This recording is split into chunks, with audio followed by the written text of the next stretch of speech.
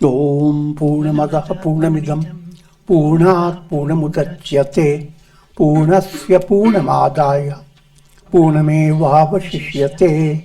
Om Shanti Shanti Shanti. Om Brahmanandam Paramasukadam Kevalam Jnanamurtim Dvandvatitam Gagana Sadrisham Tattvamasya Laksham Ekam Nityam Vimalamachalam Sarvadhi Sakshi Bhutam Bhavatitam Trigunarahitam Sadgurum Tam Namami. Om.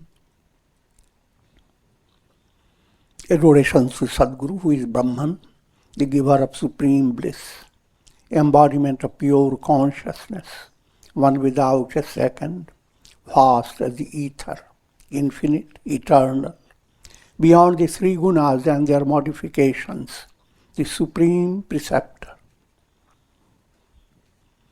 Yoga Vasistha, Stithi Prakarana, sections 32 onwards. You have just concluded a mystic parable of Dhyama, Dama, Vyala and Kata.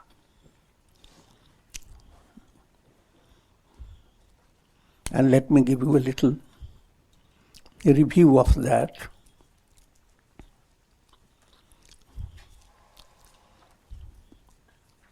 In a storyline, Shambhara, a demoniac, powerful spirit,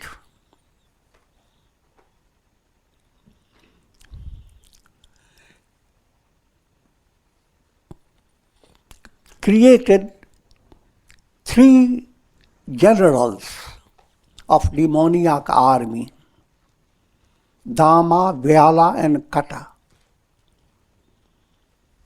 In the beginning, these fought against gods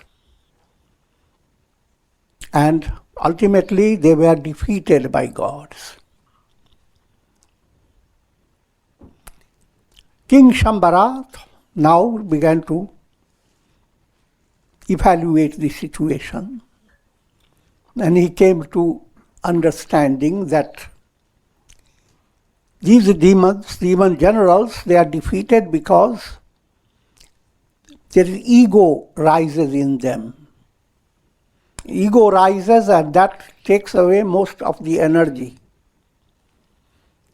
Facing any challenge or doing any job, if ego begins to interfere too much, ego starts saying, why don't you do it quick?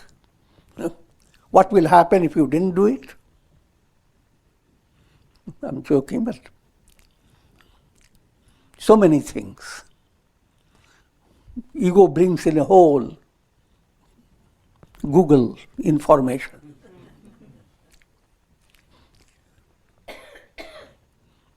And then all the qualitative energy is dumped.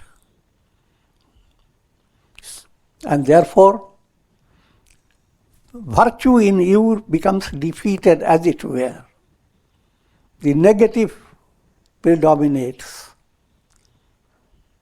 There's subtle meaning behind it. But come to the storyline. He created now demons that were not dominated by vasanas.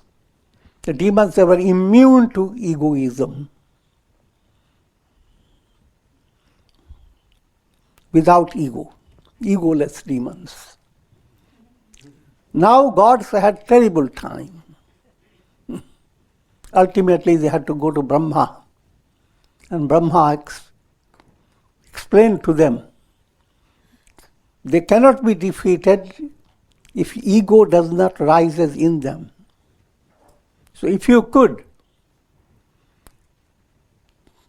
ignite or create ego in them, bring about egoism. And gods knew well that art.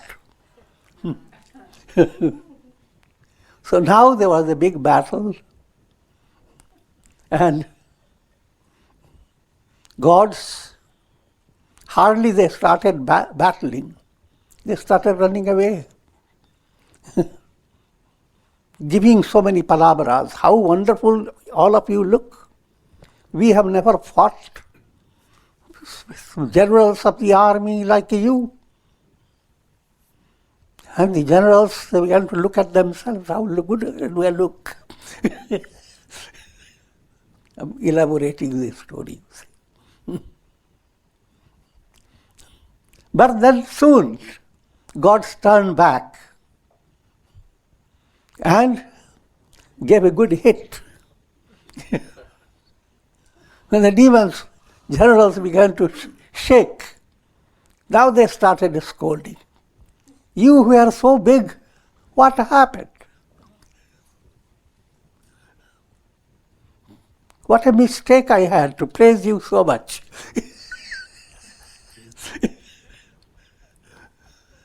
Now, these demons became so distracted by their ego, they were easily defeated.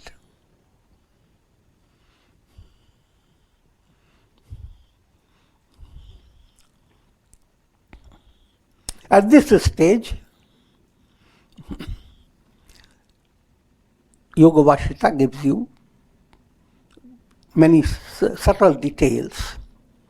But before I can give you a little breaking the suspense,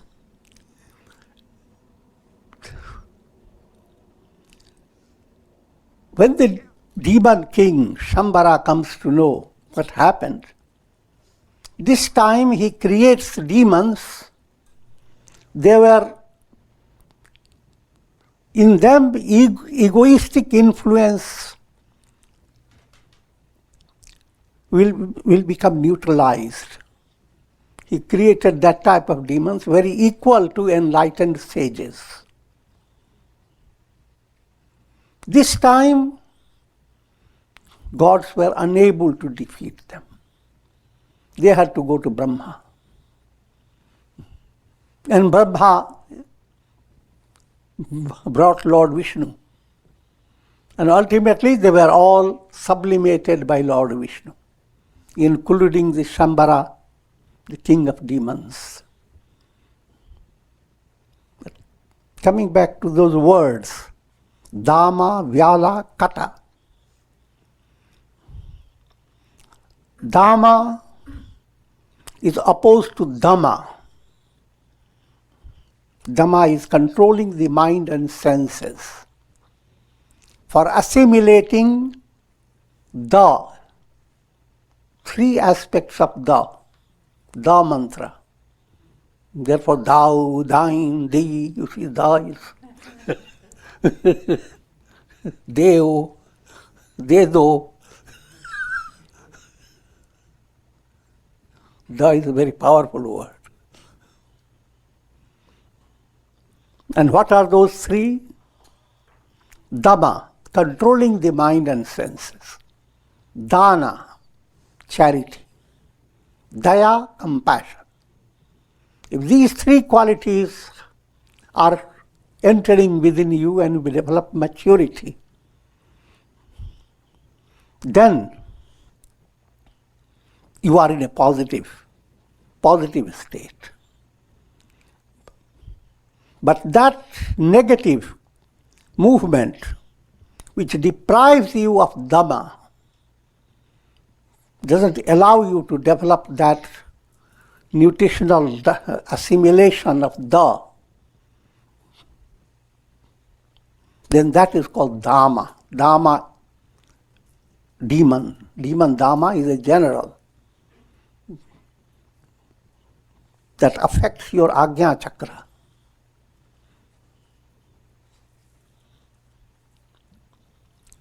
The next general is Vyala. Vyala is literally means snake. Vyala relates to Ichha Shakti. Ichha Shakti relates to your heart center, described as Kama. What happens your heart begins to bring in Ashubha vasanas, negative subtle desires, they operate like venomous snakes. That's called Vyala movement.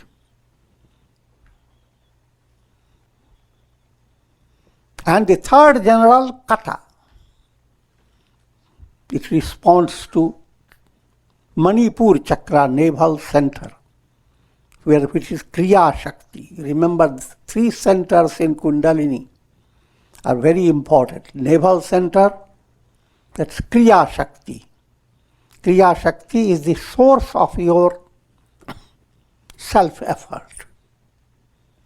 Self-effort in the right direction. If Kriya Shakti is there, it will promote purity of heart.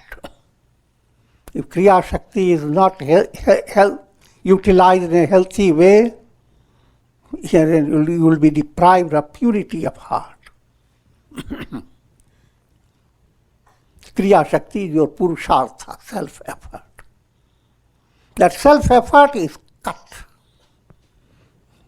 by the negative force. So, Dhamma cuts down your knowledge, understanding by which you control your mind and senses. Vyala cuts down purity of heart. Kata cuts down your right self-effort.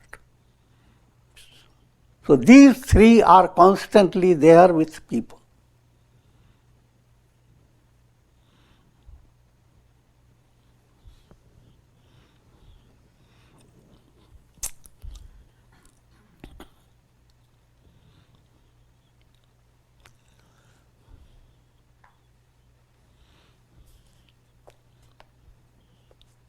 The next set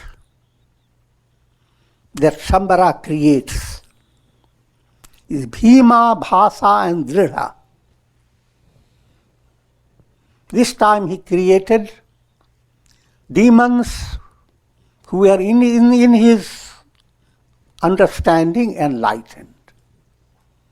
They would not become identified with their bodies.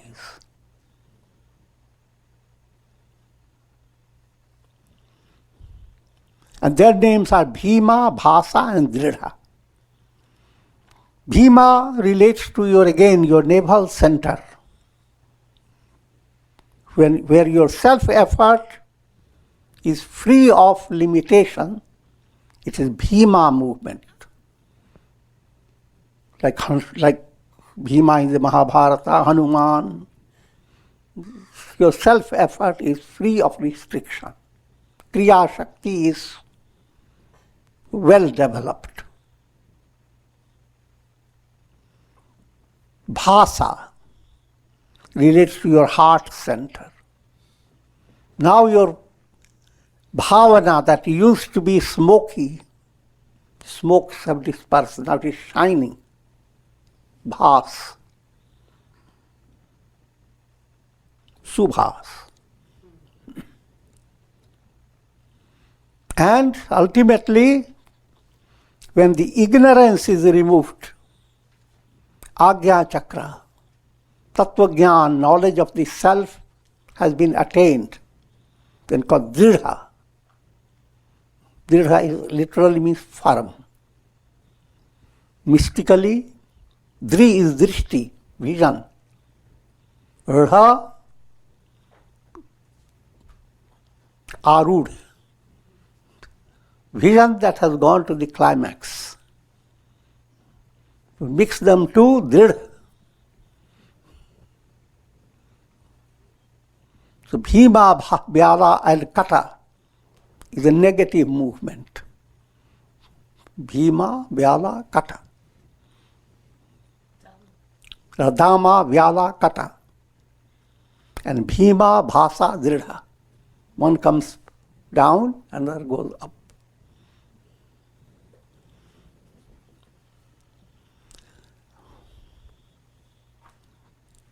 Sri Vasishtha continued, O Rama, the spirits of these three demons, Dhamma, Vyala and Kata, are still wandering through the process of repeated embodiments. However, they will eventually attain liberation. For every spirit must return to the essential nature. Simple point. Those who are liberated, for them Bhima, rather Dhamma, Vyala, Kata are sublimated. Those who are not, these three will continue. They will continue to haunt the soul, but they are not eternal.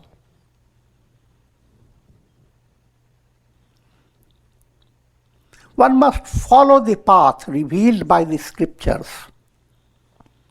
For by following the path of vice, the intellect remains tinged with the erroneous notions of this is mine and this must become mine. This is the explanation of the raga, attachment. You go on. Raga is an effort to fulfill the urge to love. Anything joyous you want to be attached to. But the error comes, what you really love, Atmanastu kamaya sarvam priyam bhavati. What you really love is the self, not the ego, etc., the real self, the Atma, that is what you are, your own essential nature.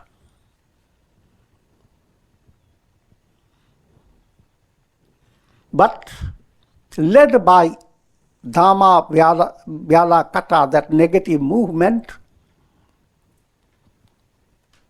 you are looking for fulfillment of love, looking for a cozy environment in the world, by allowing your mind to go after so many objects.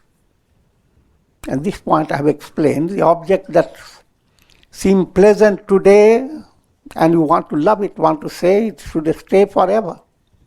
Tomorrow, let it go to hell. So, mind is never clear about what is to be loved. So the world of raga dvesha is a shaky world. So, if gripped by raga dvesha, one is unable to exercise one's purushartha, self-effort, in a correct manner. In other words, the more you free yourself of the pressure of raga, dvesha, attachment and hatred, greater is your ability to allow your energies to flow to fulfill the purpose of your life. You will enrich yourself with dharma, artha, kama, moksha.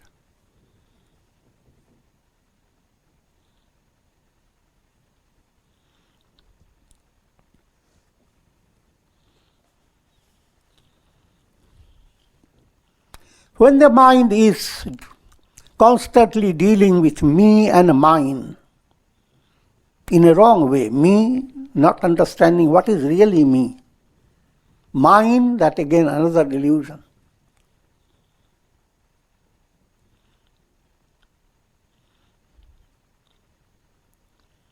This deprives an individual of the effectiveness of his self-effort, and also deprives him of the sense of inner freedom. There develops a sense of helplessness. This in turn leads him to believe himself to be a mere slave to the blind forces of the world. You're daily watching, what's the news? And you are just helpless. News is in the hands of the newsmakers.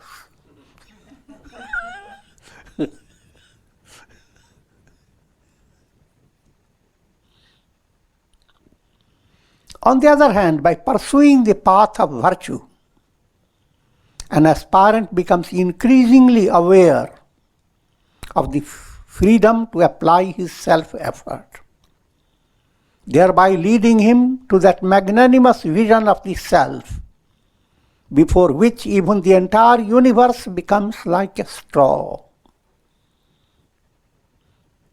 Always reminding you of the ultimate goal. The ultimate goal is to understand Brahma Satyam Jagan Mithya. The sun is real and all illuminations are mithya. Brahman is real. But all that your mind and senses are refracting Brahman, pure consciousness. Pure consciousness is being the source of your iPad, not the little big iPad. Brain and nervous system. This is not a joke, this is a reality. People go have their eyes open and wide. They collect so many data. One simple thing their mind doesn't go after. What makes you bring all the data?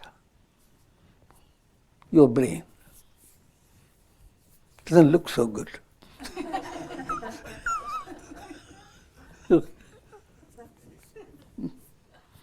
Your iPads don't look good, but then they bring in all that.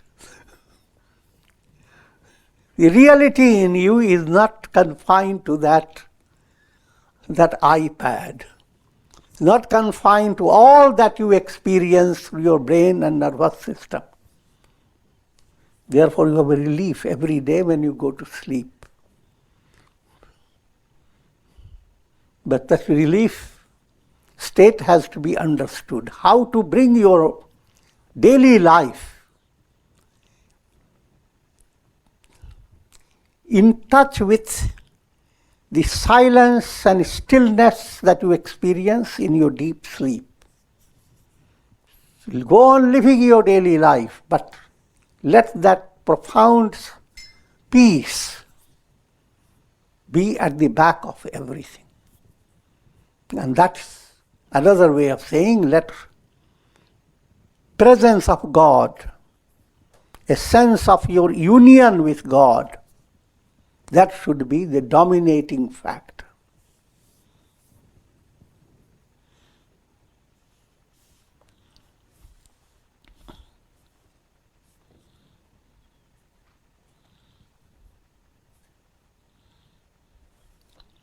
Even while facing bitter conditions of adversity, one must not tread the path of unrighteousness,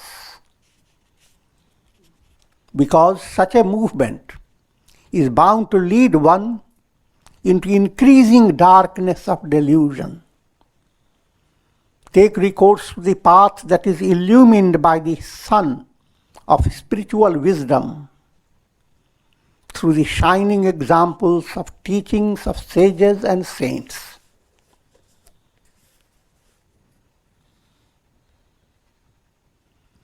Those who are never contented with the cultivation of divine virtues in their personality, simple, subtle point behind it. When you are eating day by day, are you ever contented? That I've eaten enough. From tomorrow, no more eating.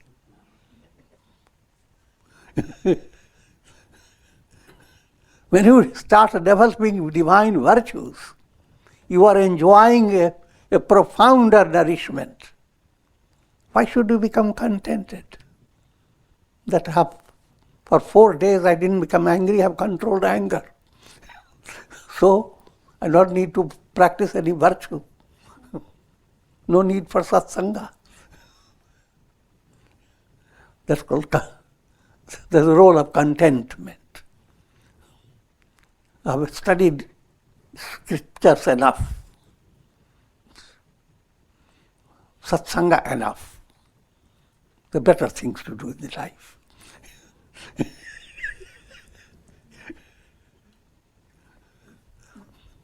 That type of idea coming to the mind is stupid.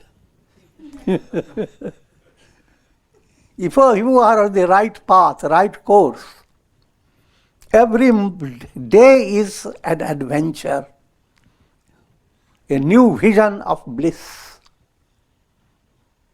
And the idea, when will this movement conclude? That's completely stupid. It is pranava, ever new movement. So, though they are never contented with the cultivation of divine virtues, who are ever devoted to the scriptures and increasingly attached to the truth, they are indeed true human beings. Others are mere animals. Animals means pashus. Pashus means souls gripped by pashas. Pashas are fetters. Just to remind you, grina, hatred. When grina enters, people start showing their teeth. That's what the animals do.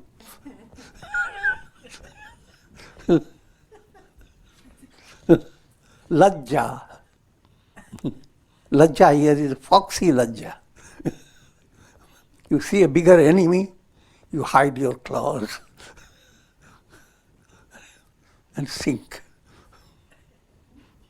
Looks like a modesty, a lajja. But it is animal virtue. Bhaya, fear. Shanka, keeping mind always in suspicion.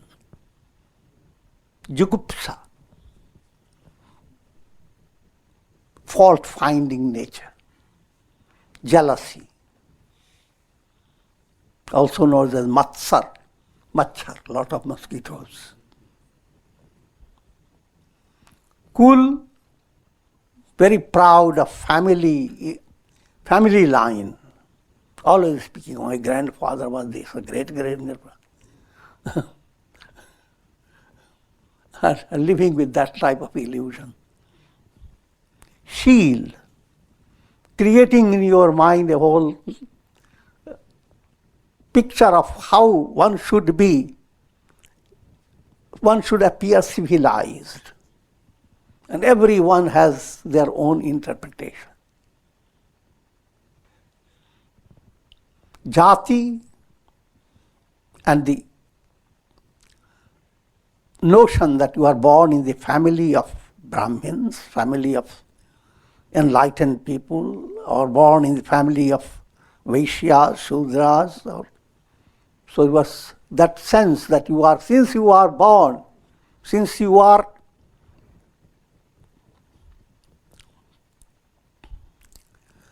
born in a certain family, therefore you don't have to do anything for yourself. You are already born in the family of Trivedi, Chaturvedi, 4 Vedas, you know already.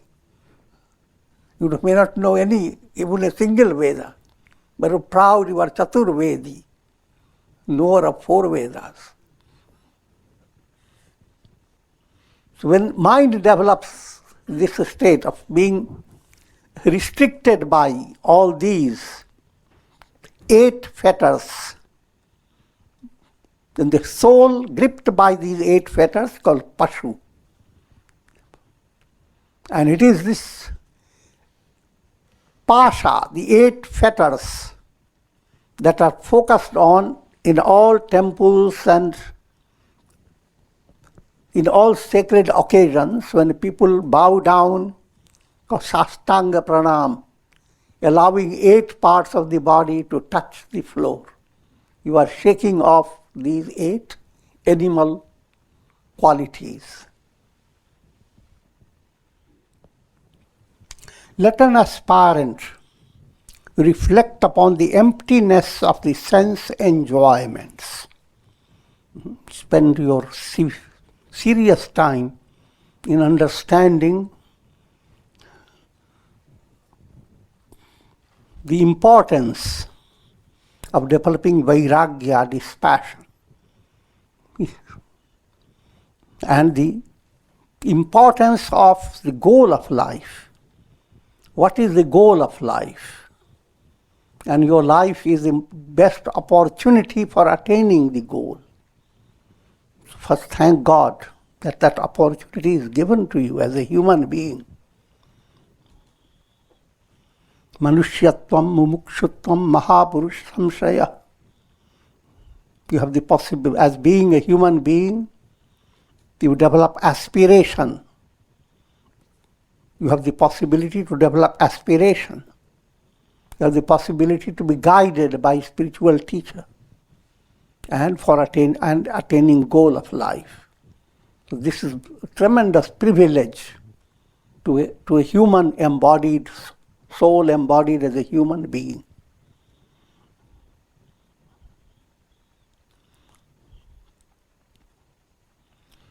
And as a human being, you become truly sensible. You begin to ask yourself, first thing, you love yourself. You yourself is your reality. But then figure out, where is that yourself?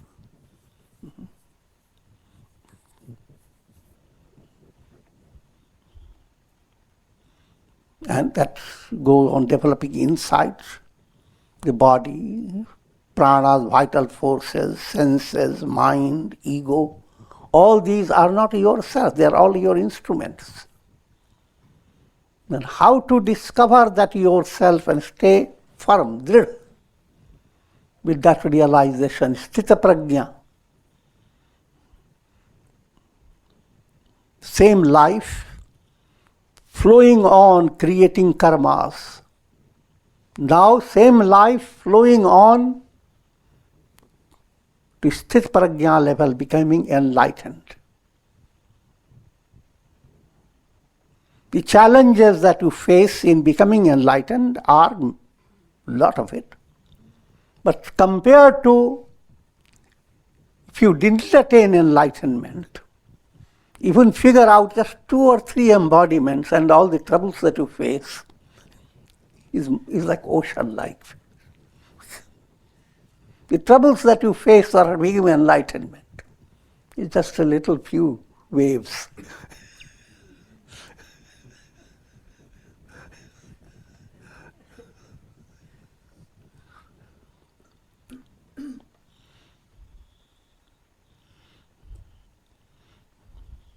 I've enjoyed all types of worldly pleasures through numerous embodiments. This point also must become impressed in your mind, that you are repeating the same experiences in every embodiment. If you are not enlightened or not moving towards enlightenment, then all that you are expecting is to repeat. Every day repeat. Time for tea, time for coffee, time for chit-chats.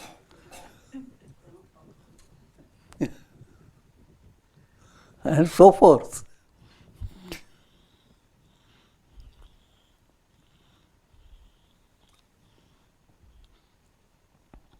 Why should I crave for more and more? Such craving will lead me through countless embodiments in future. Let me therefore shun cravings for sense enjoyments. Let me aspire for liberation even in this very life. He who treads the path of virtue, his fame spreads even like the aroma of a flower. Now understand, you practice the path of virtue. If you read this literally, it will give you the idea, thereby you are going to become very famous. Scripture is not talking about that fame. You can go viral. Even cozy looking dogs and cats go viral. So that's not fame.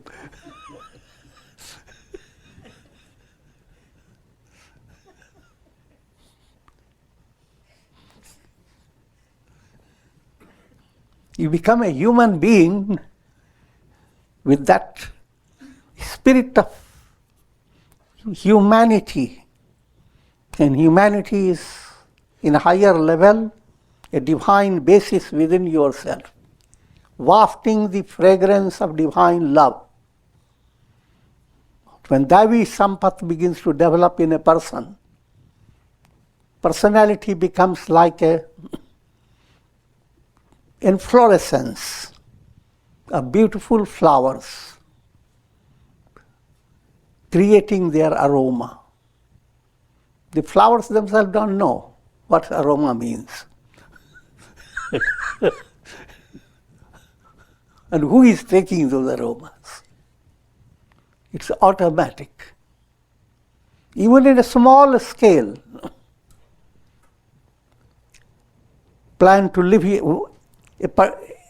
your daily life with a positive mind, with a joyous attitude.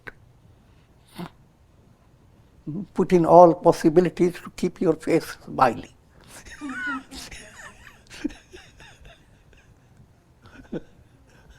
And see the effect of that in your family, people around you. And next day plan other way. I'm joking.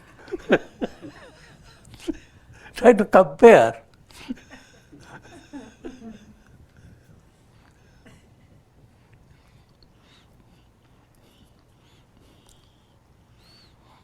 Practicing the path of Satyam, Ahimsa, Brahmacharya, that movement brings you that mystic fragrance.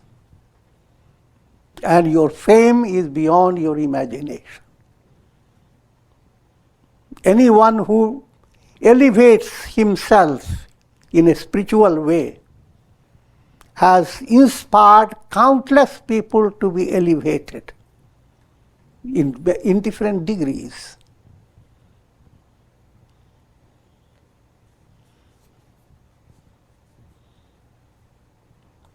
So that's what we mean.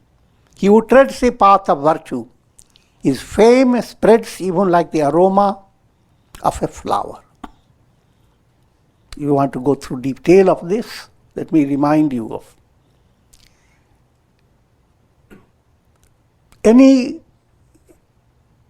spiritually advanced person is described, addressed as Bhagavan. Bhagavan, why? 6 great attributes. They, in their infinite measure, that's the description of God. What are those 6 virtues? They are bhagas. First, Aishwarya. Allow godliness to exude through your personality. In your body, nothing is yours. So don't let ego shine through your nose, through your ears.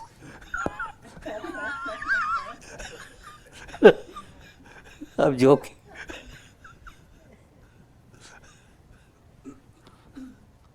Let God shine through it. And that's why the simple ritual, your forehead with a little kumkum, the same forehead with mud on it,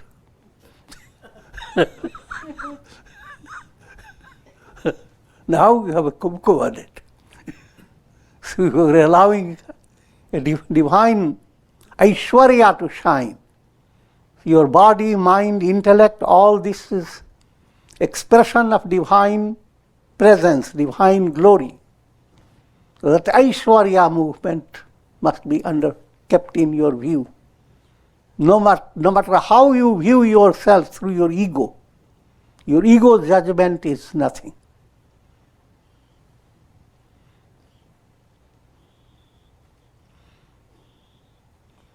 Next is dharma, Aishwarya dharma, path of virtue that leads you to liberation. Next is yasha. Yasha, that's what I described, fame. Next is Shri, Davi Sampat, divine virtues, the real wealth, all the good qualities, humility, absence of vanity, sincerity, all those good qualities. Gyan, absolute knowledge. Absolute, but you are advancing, then depending upon degrees of ascending knowledge, ascending steps to enlightenment. And vairagya, becoming completely detached from the world process, becoming like the sky. The sky sustains everything, no problem, but not a single scratch. So when you are developing these qualities, you don't develop it. If you are on the path that come to you, expressed through you in a natural way, sahaj. Remove the obstacles, remove your impurities, put yourself in the right course, and the divine qualities, Bhagavan, all the 6 virtues will begin to express. And people will turn you to you and say Bhagavan. If you don't like Bhagavan, Bhagavati.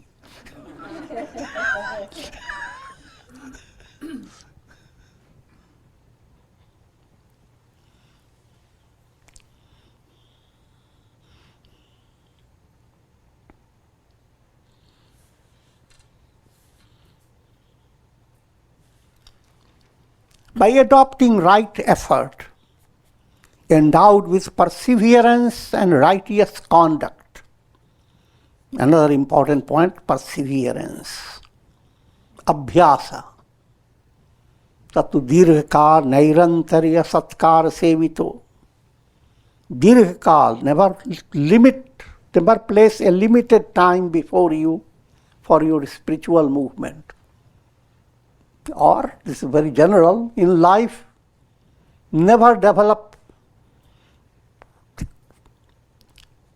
the sinking mood of mind. Do not promote it. It will come to you, but don't promote it. The sinking state that says all that you have learned is gone. Never so. Wait and watch. How much to wait? Don't worry about it.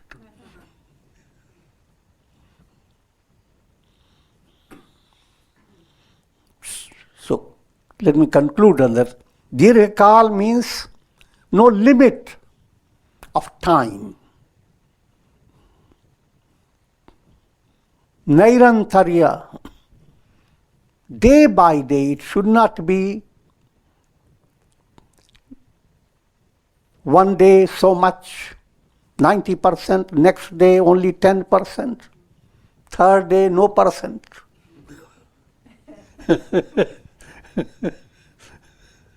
It should have day by day sustained movement. And while doing that, satkar sevito. Satkar with a joyous faith and devotion. That all the mantras you are doing, not a single mantra has been in vain. Every movement, every little thing that you do in the name of God, or do in on the path of virtue, every step you take never goes in vain.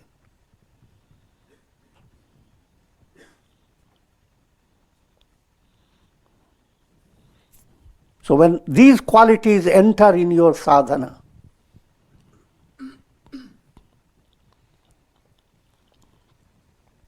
then you are bound to attain self-realization even in this very life. When you tread the path of virtue, you should not be impatient regarding the attainment of the goal. A fruit that ripens in its normal course becomes sweet and juicy. That's called sahaj. So too, spiritual movement that matures through patience and perseverance. Anyone is very eager to assert, I have attained enlightenment. And then people also give their symptoms and write letter. I have these symptoms. Am I enlightened? How long will take for me to be enlightened? If you are at that level, you have not understood what enlightenment is. Spiritual movement matures through patience and perseverance. And you are led, just like you are led to sleep. When you are being led to sleep, your mind calms down. It doesn't ask you question when, where, what moment. You are led in a spontaneous way to the state of enlightenment. O Rama, do not take recourse to those petty thoughts pertaining to wealth, possessions, objects of the world, because they continue to intensify the slumber of ignorance. The idea is, whatever you possess, wealth, possessions, objects, they should be means to an end. They should not be your end.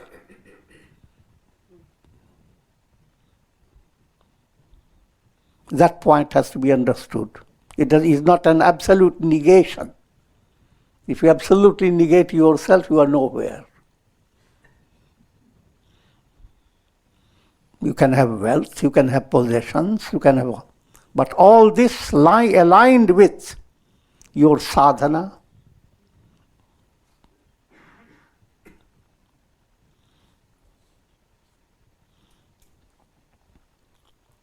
But if you live with that type of support from the world, and make yourself more and more kind of internally satisfied that this is what I wanted. Thank God I followed sadhana and got all this money.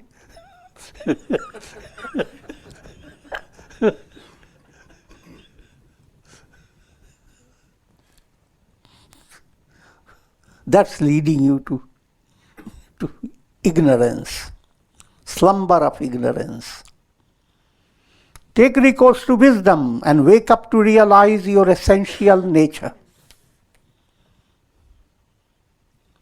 Do not abide in the world like an old turtle.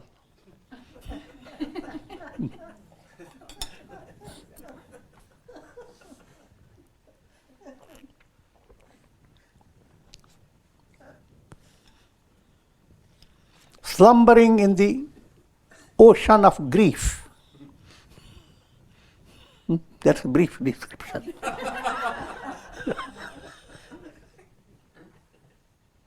Endeavor to destroy the very root of the world tree.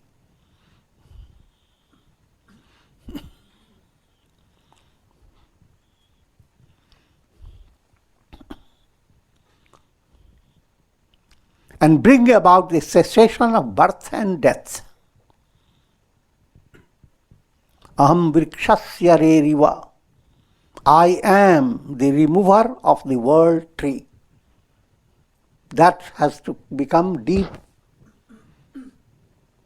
insight and aspiration.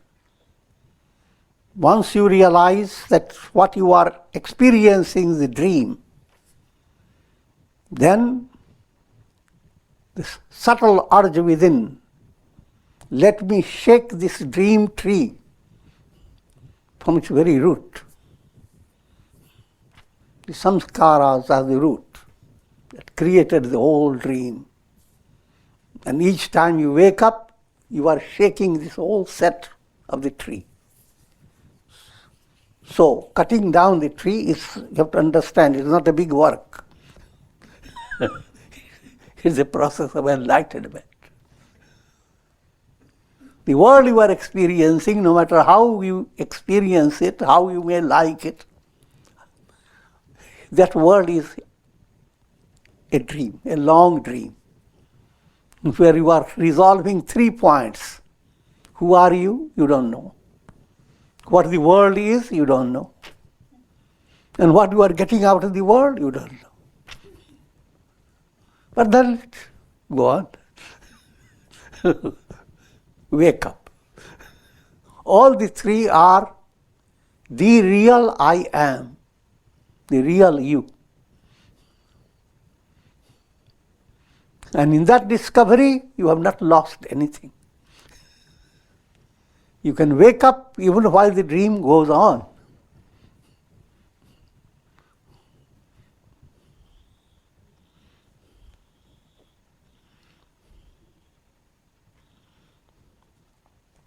All this is being said quickly, but you must realize your sadhana brings degrees of success. When you can handle challenges in your life with an internal feeling of resting in the arms of God, you are creating that movement of awakening.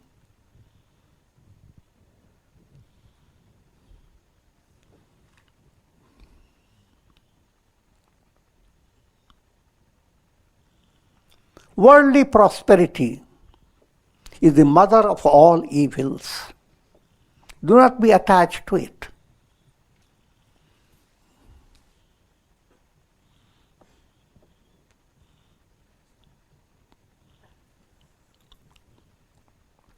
When adversity is properly confronted, it is the source of all good fortunes. True victory lies in negating all the objects of the world. Worldly prosperity, another name for Sanskrit name is Vyasan. I will give you simple points. In Mahabharata, they are known as Sansaptakas. 7 generals, demoniac generals, who were a suicide brigade. They had involved themselves to fight against Arjuna, fight and die, not to come back. And Arjuna is a soul. Soul had ultimately destroyed all those 7. And then he was able to move forward in a profound way. But what are those 7 points? You'll be surprised, little things. Tan, body. Same body, you attend on it in a regular, healthy way, it's your dharma. Perfectly good. But if you make your body an object of luxury, so you go after every little nail and create something artificial in it. Create artificial things in your ears, nose, and daily work upon how to make your body look better. If that becomes your goal, then the body becomes a basis of your vyatan, luxury, not living. Man, trying to keep your mind just happy no matter what. Simple manoranjan without any purpose. And so go after the whims of your mind. Then mind becomes an object of luxury. Anger is another. luxury of rich people. They resolve the problems fast by showing their anger towards those whom they are paying salaries. But they have to shake because they won't get the salary. And the big man enjoys it. This is called luxury. Vishaya, objects of pleasure. Dhan, wealth. Rajya, literally means kingdom. Here it means your possessions. Possessions that you control. Sevak, having servants and people whom you use only as, not as a human being, but as your servant. When these tendencies exist, your soul is not following the path of dharma. Your soul has been distracted from dharma. Therefore, in a spiritual path, all this is sublimated, cut down, and all these are directed towards positive. Your body, your mind, and whatsoever, all directed to a positive fulfillment of your purpose of your life.